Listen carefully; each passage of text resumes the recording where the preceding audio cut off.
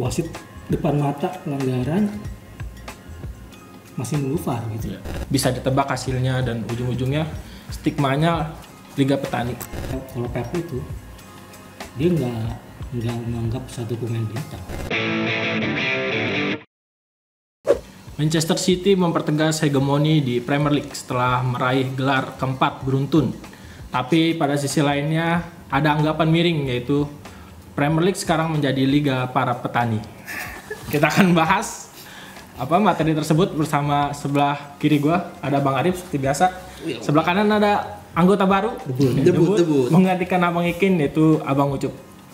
Bang Ucup, gua pengen minta pendapat lu lah tentang pandangan kalau Premier League sekarang udah bisa ditebak hasilnya dan ujung-ujungnya stigmanya liga petani. Masih anggapan itu sebenarnya udah mulai muncul setelah City berubah status ya. Dari klub miskin jadi klub kaya gitu kan. Dan emang nggak dimungkiri juga di era sepak bola modern sekarang ya duit bicara gitu. Dan emang kebukti dengan Manchester City saat ini. Tapi itu sebenarnya nggak lepas dari kehadiran Pep Guardiola sih. Kalau tanpa Guardiola seberapa pun kuatnya City kayaknya nggak akan seperti sekarang. Ambil contoh PSG lah. PSG pun nggak, yang dibilang Liga Prancis Ligue 1 itu Farmer League, Liga Petani, atau nggak dominasi banget kan. Jadi ini lebih kalau gue sih ngeliatnya lebih ke Guardiolanya sih. Tapi kalau misalnya kehadiran Guardiola itu menjadi City menjadi dominan, ya iya. Dan kalau sebagai penonton netral gitu, jadinya membosankan emang. Udah itu terjadi juga waktu di Guardiola waktu di Bayern Munchen di Barcelona. Ya akhirnya tinggal nunggu Guardiola keluar dari City kalau ingin ada juara baru. Kalau Bang Arif apa deh? Tanggapan Liga Tani. Ya sebelumnya gue mau mengapresiasi dulu lah. Apa? Gue nyiapin baju ini khusus untuk runner up ya. Spesialis runner up yang terakhir juara itu 2004. Congrats lah, ada sertifikatnya. Selamat sudah berjuang untuk titel Premier League. Ya kalau dari tim terbaik finish kedua. Rame kan awal kan, tiba-tiba finish kedua. Iya kalau tanggapan Liga Petani ya emang kenyataannya memang menjadi begitu sekarang gitu kan. Ya kita berbicara agak mundur ya. Dulu pas yang dia dominasi pun nggak dibilang Liga Petani karena mendapatkan persaingan ketat dari tim-tim lainnya gitu. Sebut aja kayak Arsenal waktu itu dan terus City udah mulai perlahan bangkit. Liverpool juga selalu berasa terusuk dulu. Nah sekarang kenapa dibilang kayak Liga Petani? Karena emang cenderung membosankan melihat City juara gitu.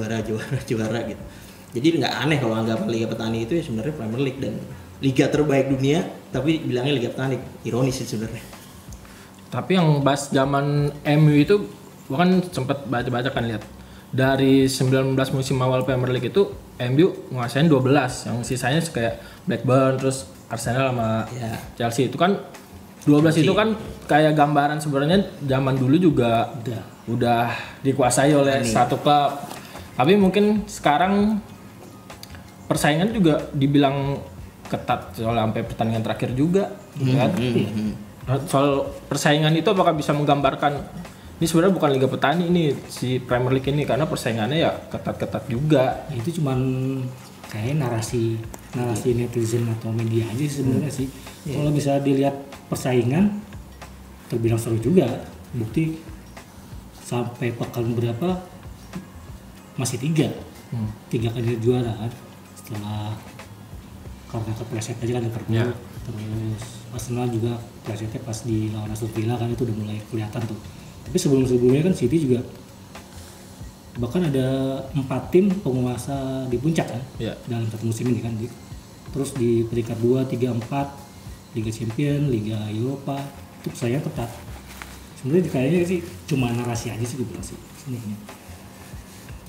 Dengan selisih 2 poin dan sebelumnya juga ada 1 poin sekarang termasuk ketat sih, berbeda dengan tim-tim yang emang satu klub menguasai banget gitu kayak misalnya PSG segala macam.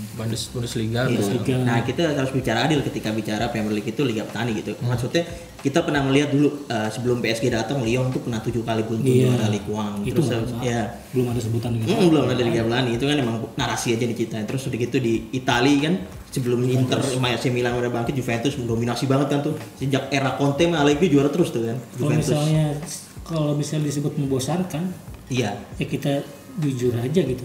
Dari satu sisi membosankan. iya betul. Tapi kalau kita melihat secara keseluruhan pertandingannya nggak bosan-bosan juga gitu. Nggak sebegitu Liga Tani tanda kutip lah ya. Kalau misalnya ngelihat juaranya itu lagi ya bosan, membosankan. Tapi kalau secara seru ya seru, tetap seru gitu. Beda sama kalau misalnya Bundesliga dulu kan. Menangnya bisa 6-0 gitu kan. Skor-skor ini skor tenis. Dan kalau misalnya juaranya bukan Bayern, jadi kejutan gitu kan. Kalau Liga Inggris paling kejutan Leicester emang kejutan kan. Iya, Waktu kemarin yang juara di era City kan Liverpool itu bukan kejutan kan.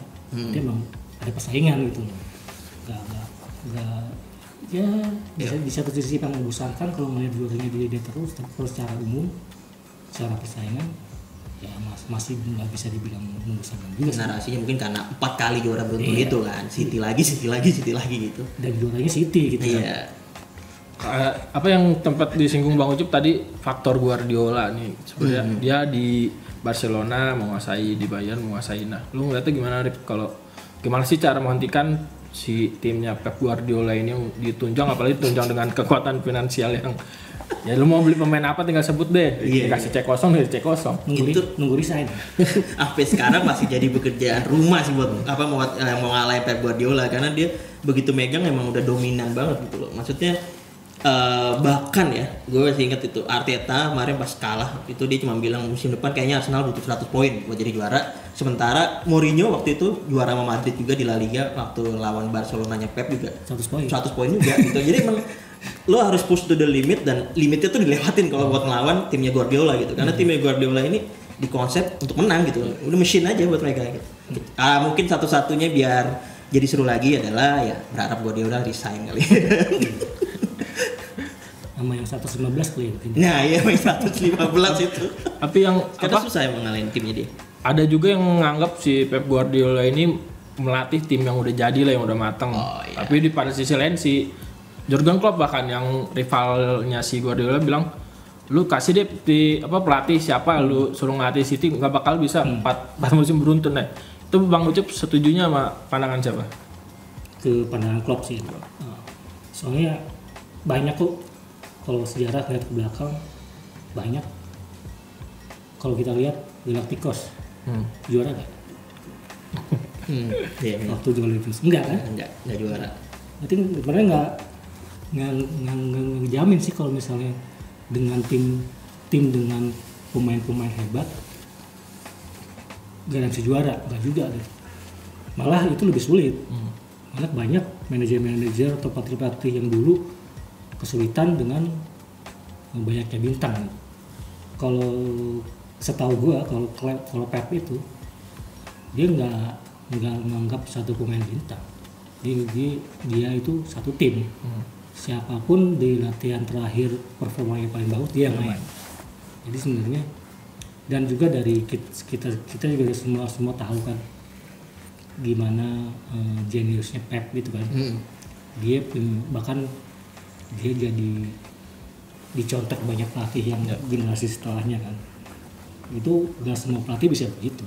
Dan itu kayaknya lebih ke situ sih gue melihatnya. Jadi bukan ke pemainnya hebat-hebat enggak.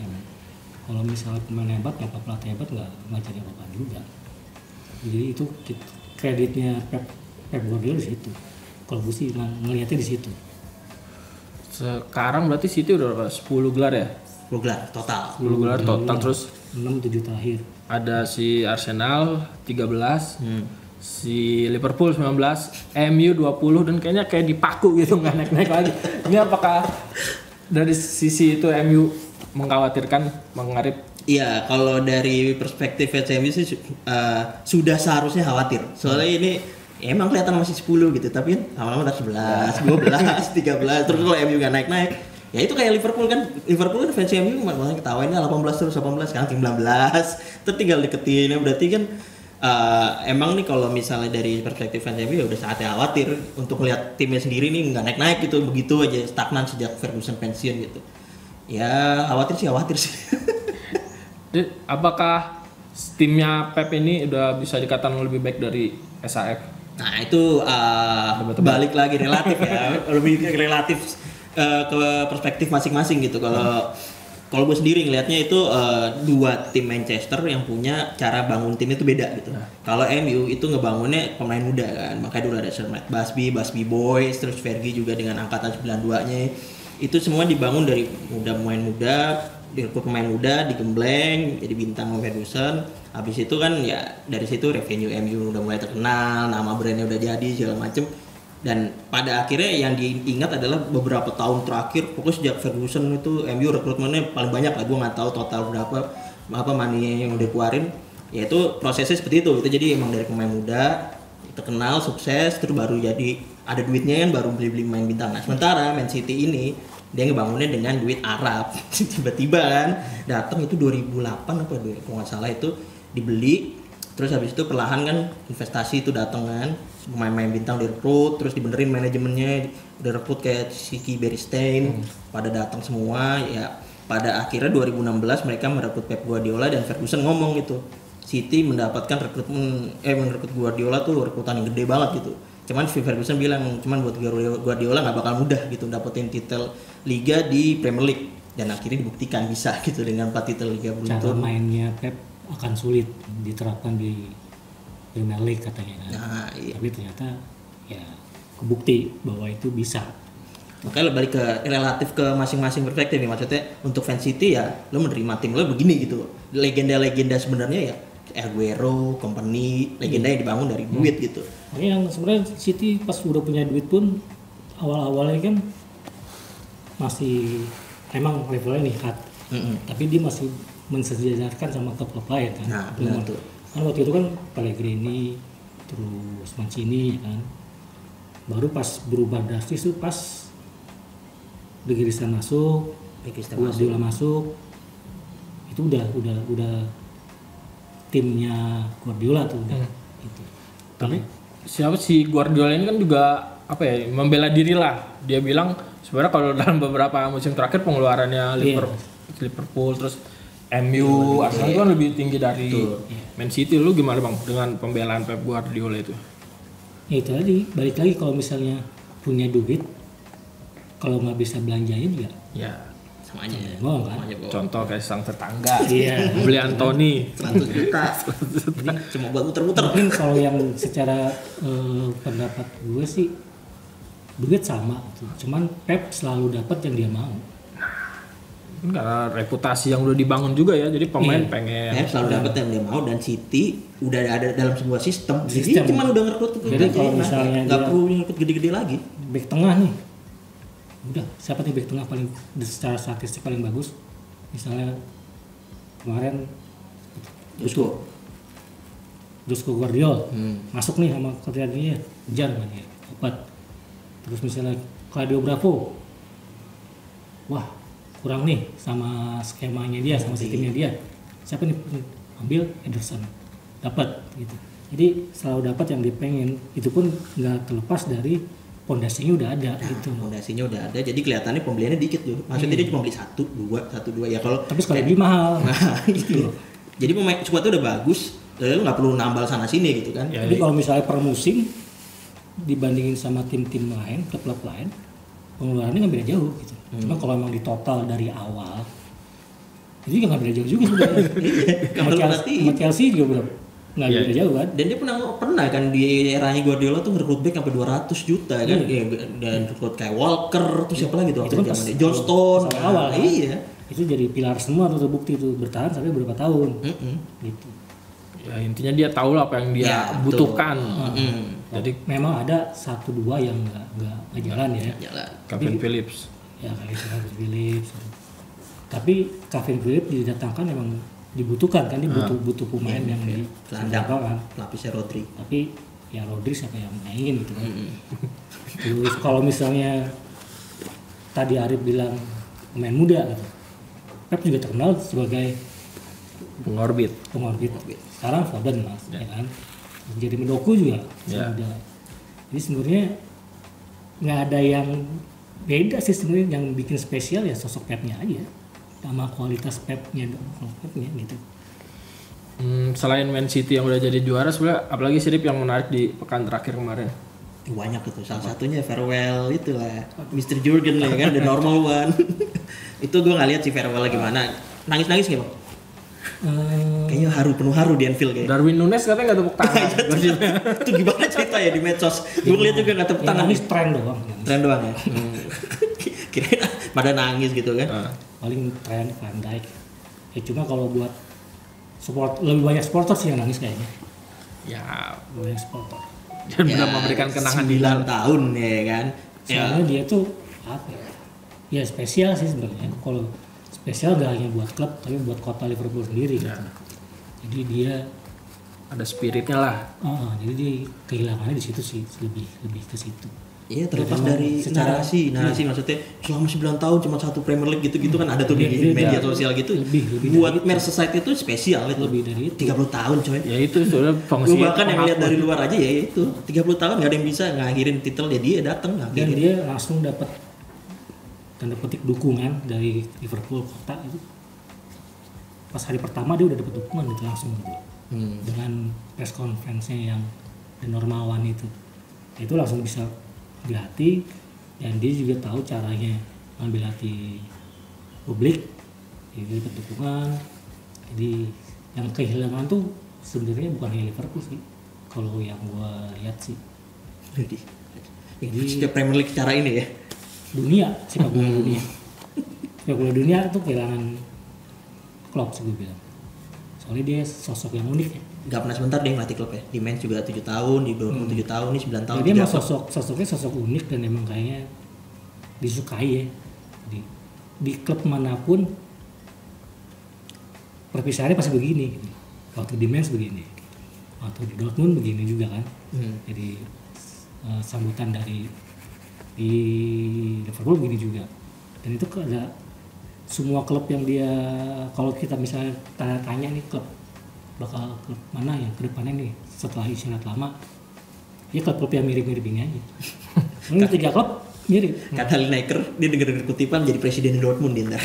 Katanya ya. Jadi soalnya secara komunitas mirip tuh, Mainz, Dortmund, Liverpool sama. Ya, perpisahan Klopp, apa lagi? Terus ada JRB juga ikut-ikutan cabut. Cabut atau berpecat? Nggak tahu ya, bahasanya sih mengakhiri kerjasama gitu, jadi mutual gitu kan. Tapi mungkin ya dia udah tertarik balik ke Italia kali kan. Milan kan katanya mau ganti Pioli juga. Mutual kan? itu buat nggak dapat pesangon. Iya makanya kan kita nggak tahu di belakangnya gimana. Selain JRB juga ada ini Erling Haaland kan, dibilang start awalnya lambat, nggak taunya 2 gelar ini juga sepatu emas beruntun. Untung dia banyak gol ini. Soalnya kalau misalnya hanya dihitung tembakan peluang itu banyak banget, bisa lebih dari segitu tuh harusnya. Ya waktu kemarin aja laga terakhir Iya. Ada peluang-peluang. depan gawang masih nggak gol juga. Tuh kayak kalau lihat statistik, kalau misalnya dicari-cari tuh kayaknya konversinya nggak beda jauh sama Højlund ya. Nggak beda jauh sama Højlund karena ya bedanya ini City ya kan. Nah, rata-rata gol per laga, per Jumlah tembakan. jumlah tendangan. Cuman jumlahnya aja ya. Bedanya Haaland itu dapat supply di City. Højlund Sama ya. usaha sendiri. Yang jelas golnya lebih banyak. Leicester team tapi banyak kan. Iya kan? Berarti lawan MU termasuk Leicester team ya. Jadi deh, salah satu yang menarik juga di penghujung Premier League itu adalah wacana penghapusan VAR yang digulirkan oleh Wolves. Nah ini gimana nih? Menarik nih Bang Arif nih. Ini kayak mau mundur nih. Liga 1 aja udah mau menerapkan. Gue lihatnya lucu sih, ketika penghapusan VAR itu terus vote juga itu lucu loh, karena lo seakan-akan menyalahkan VAR sebagai teknologi, padahal ya nggak salah, teknologi apa adanya begitu gitu. Yang salah adalah yang mengoperasikannya gitu loh. Dan ya kali ini gue mungkin banyak juga pelatih yang beranggapan kayak Klopp gitu. Dia setuju VAR dihapus, tapi bukan karena nyalain VAR-nya, karena orang yang makainya nggak bisa, gitu aja, sesederhana itu aja.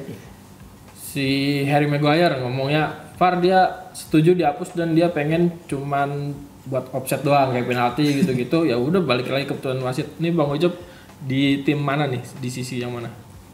Bisa lebih ke tim yang sebenarnya VAR nggak ada yang salah sama VAR. Ya, tadi balik lagi ke operatornya gitu. Jadi tetap aja manusianya gitu.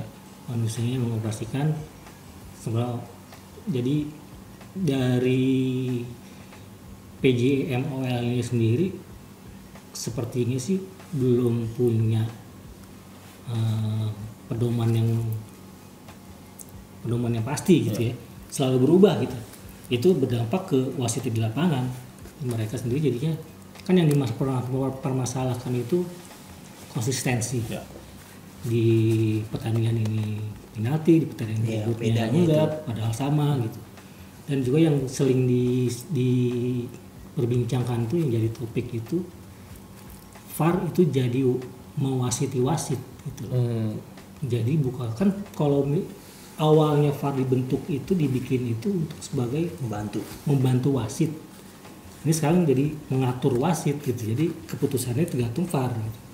Harusnya kalau misalnya wasit dulu kan sebenarnya ke wasit ragu atau wasit nggak melihat itu gunanya VAR. Wasit yang menanyakan ke VAR itu nanya bantuan bener nggak putusannya gini. Kalau sekarang kan wasit depan mata pelanggaran masih nunggu VAR gitu. Itu yang jadi itu balik lagi ke yang menggunakan VAR-nya sih. Kalau secara kontroversi paling banyak yang menggunakan VAR itu kan udah banyak liga kan. Yang paling banyak kontroversi ya di Premier League. Kenapa di liga-liga lain gak banyak kontroversi gitu ya? Paling kemarin terakhir La Liga gitu kan. Itu pun lebih ke goal line teknologi kan. Kayaknya di La Liga belum dipakai kan? Belum pakai. Kalau misalnya bantuan teknologi yang harus ada itu paling goal line teknologi itu penting supaya kalau peristiwa Lampard nggak terjadi lagi gitu kan. Terus sama semi offset itu membantu sih semi offset. Jadi lebih baik tuh VAR ada tapi dievaluasi ya operatornya gitu. Soalnya sekarang yang sayang kalau mundur. Paling sering kontroversi kan kartu merah, yang pelanggaran itu penalti sama offside. Yang banyak itu yang mendominasi. Offside ya cuma ujung sepatu dong offside itu kan kayaknya dicari-cari gitu loh. Dan efeknya unggul 1 senti sepatu sama back atau penyerang apa bedanya gitu. VAR begitu sekarang kan misalnya tackle dapat bola. Tapi yang dicari tuh kaki terakhirnya yang kemana? Nyangkut di mana ini kan kocak padahal ini bola dapat. Ini yang paling nongol duluan hidung doang itu kan. Hidung kepengaruh ke cetak gol atau enggak gitu? Enggak kan. Nah itu mesti ketegasan wasit utama di situ, bukan yang wasit itu VAR ngasih tahu wasit utama ini pelanggaran gini gitu. Akan dihilangkan setelah ada semi otomatis itu. Berarti sekarang ini deh kan pertanyaan terakhir dengan melihat hasil yang sekarang, gimana lu melihat ke depannya Premier League ini, apakah akan Man City lagi atau ada tim kontender lain yang bisa Pertanyaannya itu siapa yang bisa menghentikan City gitu. Itu sih sebenarnya. Ini kayak kita lihat aja nih, maksudnya kontrak Guardiola habis 2025 ya kan. 2025 terus kemarin habis juara dia bilang kan saya lebih dekat meninggalkan klub daripada bertahan gitu kan. Kita lihat aja omongannya gimana. Mungkin kemarin itu pas di press con dia bilang keinginan untuk pergi itu udah musim lalu tuh pas udah treble kan. Udah di puncaknya kan udah memikirkan itu. Jadi yang jadi masalah tuh gimana cara dia dan City mencari motivasi baru gitu. Itu yang paling susah sih. Tapi kalau untuk persaingan sih paling itu lagi sih. Itu lagi. Paling yang akan nongol King MU. Khusus MU nanti gue kasih. Yang pasti bukan MU belum. Yang bisa ikut mengganggu yang tadinya itu Chelsea sih. Dari si bagus Chelsea dengan Pochettino apa dengan tidak? Pochettino. Soalnya kan kalau ngelihat belakang 5 pertandingan terakhir menang terus loh. Nah, feeling gue sih Guardiola cukup pintar kan. musim depan ini kan bakal ada ini kan investigasi 115. Nah, dia mungkin dia mikir nih ketahuan nih gue kayaknya nih. Lebih baik gue cabut nih. Pas udah jadi tim amatir udah nggak ada. Mungkin dia cabut sih. Tapi kalau terlepas dari jokes itu ya feeling gue City bakal masih tetap dominan. Kita lihat juga summernya nanti karena kan KDB udah nggak muda lagi, gampang cedera. Nah mungkin dia nyari penggantinya juga untuk nanti KDB dan benar kata Ucup motivasi ya. Terus kalau untuk pesaing nih gue ngeri Arsenal bakal masih tetap sama sih. Arsenal masih. Terus proses. Kalau Liverpool gimana Liverpool?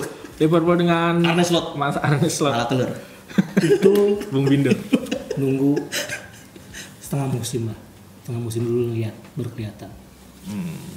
Butuh waktu sih sebenarnya. Walaupun Ya jangan berharap banyak berarti ya. ya kalau gue lihat Transisi sih kalau ya. belakangnya Transisi mah, lah. namanya transisi Iya. bisa mengejutkan, bisa mengecewakan gitu.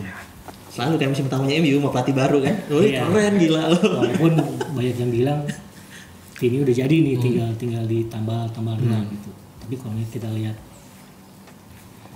kayak Tottenham kan butuh waktu juga kan. Kayak Chelsea. Cuma itu setuju sih, Arsenal yang udah punya fondasi Udah sih kelihatan banget. sama sama Chelsea. Mungkin Tottenham. Kalau Aston Villa sih kayaknya cuma one hit wonder ya. Soalnya nih Arsenal ini dengan performa mereka sekarang mungkin kalau nggak mereka termasuk beruntung nggak di eranya City-nya si Pep juara mereka udah. Karena ini performa juara sebenarnya Arsenal cuman lawannya ya monster juga City dengan Pep-nya. Kalau tiba-tiba Saliba cedera satu musim. Nah, itu juga.